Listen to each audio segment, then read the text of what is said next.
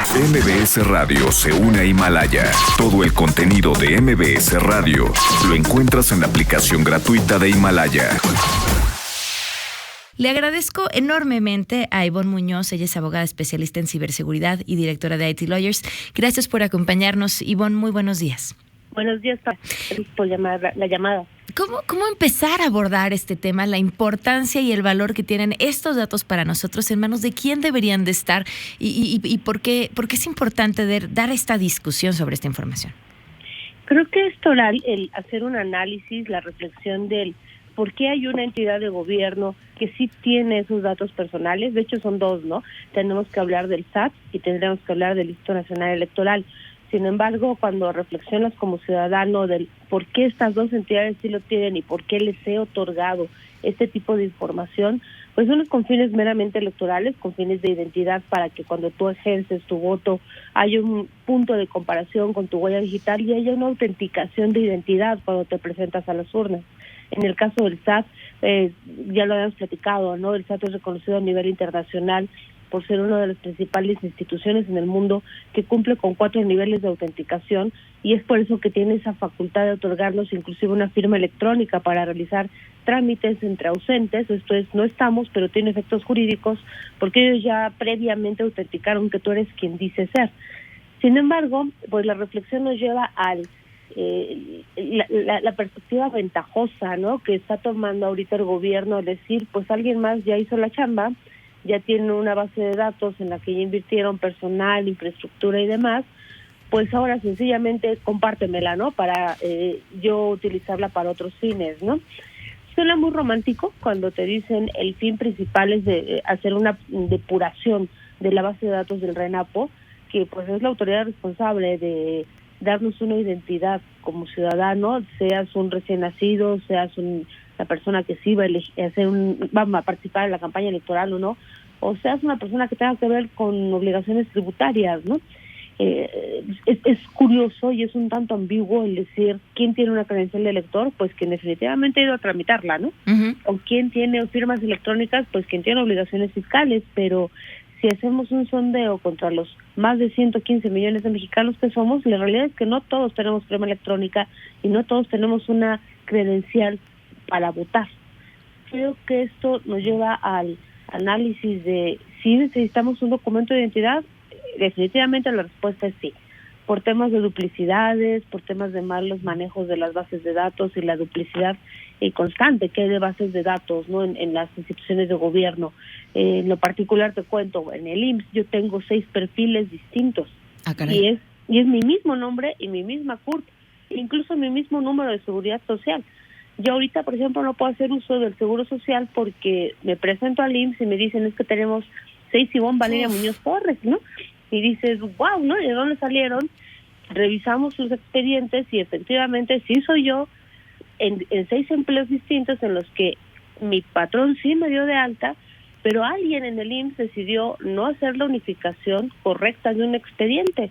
¿Y cuál es mi consecuencia? Que no tengo derecho a la atención de seguridad social hasta que yo no arregle el trámite.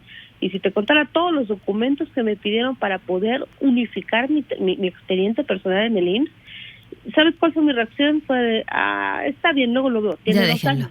Claro. Sí, tiene 2 años que dejé de hacerlo, ¿no? Entonces esto sí te lleva a la reflexión de, ¿necesitamos hacerlo? Sí, necesitamos hacerlo. Es forzoso, no únicamente desde la perspectiva del tema de robo de identidad, que tal vez es la que prende el semáforo en luz roja, de ya, basta, es necesario controlar el tema, pero sí hay otras implicaciones como la que te comparto, que es un tema de salud, que es tal vez más delicado para cualquier ciudadano, ¿no? Digo, afortunadamente yo no tengo hijos, pero si tuviera un hijo que tuviera la necesidad de algún tratamiento quirúrgico o médico importante, que solo tuviera siglo XXI, pues yo hubiera movido todo el mundo y todo el cielo y mar para poder unificar mi identidad, siendo que existe el Registro Nacional de Población, que esa es su responsabilidad, ¿no? Entonces, tiene su lado A y su lado B, ¿no? El pensar que el SAT ya tiene esa información o pensar que el INE ya tiene esa información, pues sí resulta práctico. Cuando eres un ente de gobierno resulta práctico decir, ¿para qué retrabajamos? Compárteme la base de datos. Sin embargo, cuando tú revisas el por qué le das tus datos personales al SAT, las finalidades son muy precisas. Es únicamente para generar tu expediente como contribuyente, para el uso principal, que es cumplir con obligaciones tributarias y punto. En ninguna parte del aviso de privacidad o de los documentos que firmaste hace años te indica que será compartida con el RENAPO para generar una base de datos de ciudadanos, ¿no? Igual, si revisas el tema de la credencial de elector, de hecho la legislación interna en materia electoral es muy específica en decir las bases de datos únicamente son para fines electorales y para otorgar una credencial y tener el padrón y compartirlo con los partidos cuando estamos en épocas electorales, pero no más, ¿no? Entonces sí va a haber una controversia interna en el te doy o no te doy la base de datos, por supuesto, ¿no?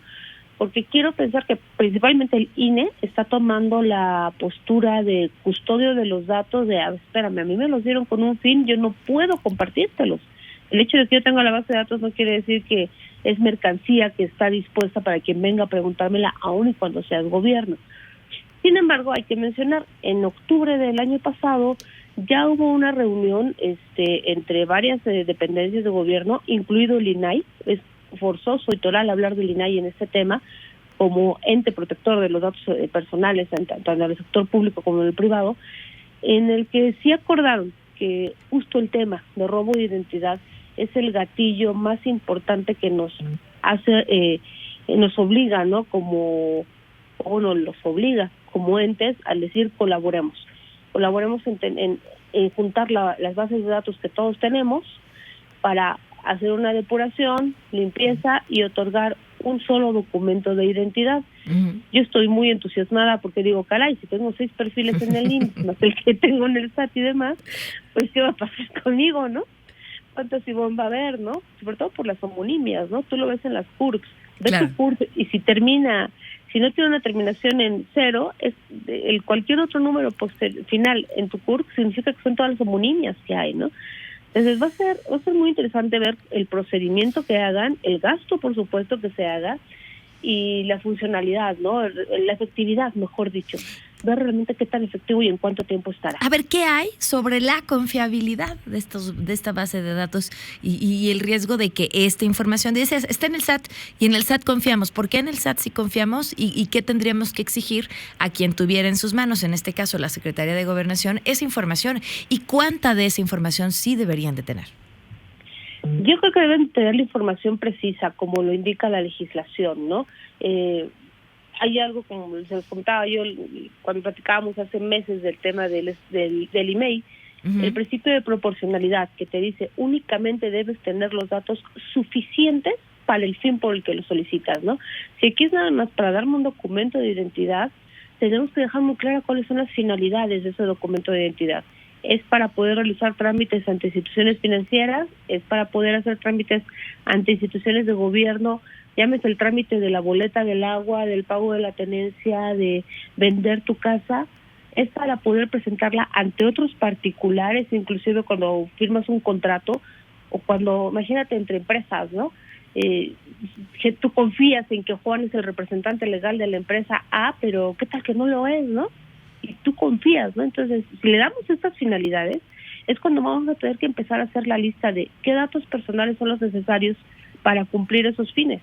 Y ahora sí, podemos determinar qué información va a tener y va a poder, mejor dicho, recabar y juntar y almacenar y procesar la Secretaría de Gobernación a través del RENAPO.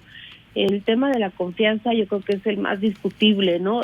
Hace meses igual lo comentábamos con el tema del email, cuando ¿qué será ya? Eso fue en el 2008, 2009, o sea, ya tiene 10, 11 años que tuvimos el tema del Renault, que era la base de datos de todos los que tenemos un celular, y cuando ibas a tu compañía de teléfonos te pedían tu CURP justo para enlazar, ¿no? Tu número de teléfono con tu único documento de identidad que hay otorgado por Gobernación, que es la CURP, y fue un desastre, ¿no? Porque primero la base de datos no fue confiable desde la perspectiva de los datos no eran precisos.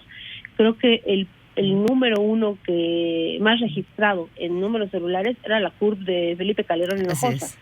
Entonces imagínate, ¿no? Ahorita se supone que te van a pedir más documentos, o sea, ya no es nada más el dame un número, ¿no? Es preséntame documentación que diga que tú eres quien dice ser, como lo hace el SAT, como una identificación, tu acta de nacimiento, llevar tu CURP, y los datos que todos no queremos dar, pero que nos van a solicitar, que son los biométricos, como ya lo hace el SAT, ¿no?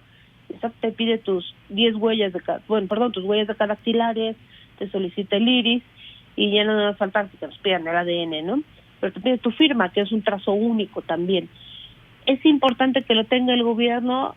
Tengo mis dudas, pero si nos damos una reflexión de cuántas veces se lo he dado al gobierno, se les da a cada rato, ¿no?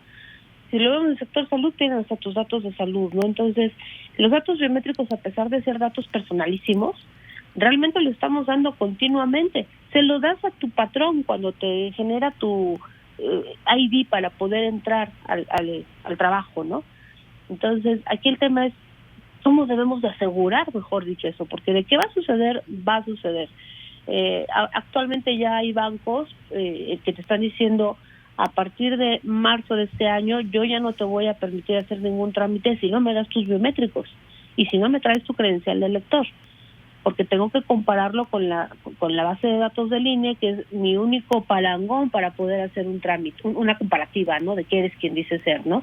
Entonces el tema es de confianza y el tema es de tecnología. El INE argumenta que ellos, evidentemente, pues, y por lo que nos platicas, son quienes tienen la mejor base de datos, tienen el personal, el equipo, la capacitación, y que ellos podrían, pues, prácticamente hacer esta identificación o este registro al resto de la población, que por un tema que era de inicio electoral no estaban registrados, pero esto implicaría poder crecer el registro a menores de edad y el resto de la población, y que fuera ya una identificación propiamente, y que garantizaba o daba mucho mayor certeza que estos datos estuvieran en manos de un órgano autónomo como es el INE y no de la Secretaría de Gobernación. ¿Tú qué opinas? Es buena propuesta, solo que hay que dejarlo en claro, sale de las competencias y facultades del INE. Si lo vemos desde la perspectiva de experiencia, de la estructura y demás, sí, creo que el INE sería la autoridad más efectiva en este proceso. Ellos ya llevan trabajando 3 años en todo este procedimiento, incluso de la interacción con los bancos, para poder compartir las bases de datos personales. Ahí seguramente ya te ha sucedido que tú vas a tu banco, te piden tu credencial de lector y te piden que pongas tu huella digital. Todo este proceso de verificación de la credencial de votar, de hecho, nosotros como despacho dimos la capacitación interna en todo el INE de cómo utilizar la información. Estamos muy relacionados con este procedimiento que ya lleva el INE. Sí está, yo ya revisé toda la parte tecnológica y de seguridad. Definitivamente sí está muy blindada y genera muchas bondades para el usuario final. De hecho, hay estados de la República en los que los colegios de notarios ya tienen acercamientos con el INE para poder tener acceso a este proceso de verificación. Hay que señalar algo, regresando a tu pregunta, ¿tienen las facultades? No. De facultades no, pero las competencias desde la perspectiva profesional, tecnológica, de conocimiento, sí, definitivamente sí las tienen.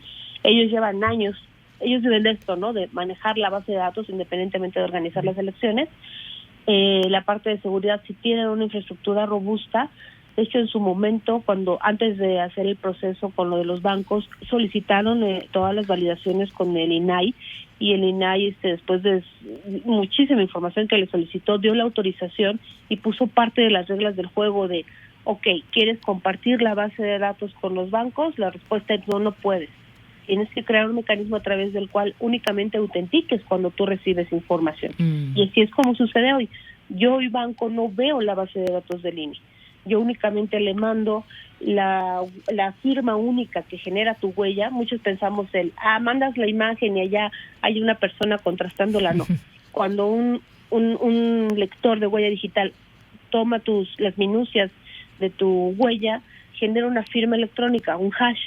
El hash se envía al INE, este hash se valida que las minucias coincidan, y la respuesta es si coincide o no coincide. Esa es la parte segura, ¿no? En la que dices, no hay un acceso a la base de datos, ¿no? No hay una persona que ahorita diga son las 11 de la noche, puede entrar a ver toda la base de datos. No, eso no existe. Esa es la parte positiva, ¿no? La parte de capacidad en número de personas, definitivamente no dan las cuentas. Tendrás que estar registrando a 18,000 personas diarias para poder completar ya no el padrón electoral, sino todo el padrón poblacional, ¿no? Bajo una suma de 115 millones de personas. Yo anoche hice el cálculo, 115 millones de personas, a 260 y tantos días hábiles realmente. Para hacerlo en un año no te da, tendrás que hacerlo en un proceso de 4 años, y me parece que es lo que han anunciado, que va a ser un procedimiento escalonado, ¿no? Aquí el tema es robustecer, porque si al final del día esa base de datos tú la vas a compartir con los entes de gobierno, ya no va a ser nada más como con los bancos, de te doy acceso que valides, no, te voy a compartir la base de datos, es donde viene el riesgo. A mí sí me preocupa mucho que una organización como las hackeadas, bueno, las que fueron afectadas el año pasado por incidentes informáticos, que ya es claro que no tienen las medidas de seguridad suficientes, ahora reciba esta base de datos, a mí me da pavor. Porque si no tuvieron la capacidad de atender un incidente de tipo ransomware, no quiero pensar qué medidas no tienen para poder recibir una base de datos tal vez la más importante del país, que es la identidad de todos los ciudadanos. Claro. Y no solo es su nombre y domicilio, son sus biométricos. Ivonne, pues te agradezco que nos acompañes. Esto, por lo que se antoja, será una discusión todavía larga y por supuesto que nos lleves de la mano para explicarnos en estos temas. A tus órdenes cuando necesites, Pamela. Muchísimas gracias. Muchas gracias. Ivonne Muñoz, ella es abogada especialista en ciberseguridad, directora de IT Lawyers.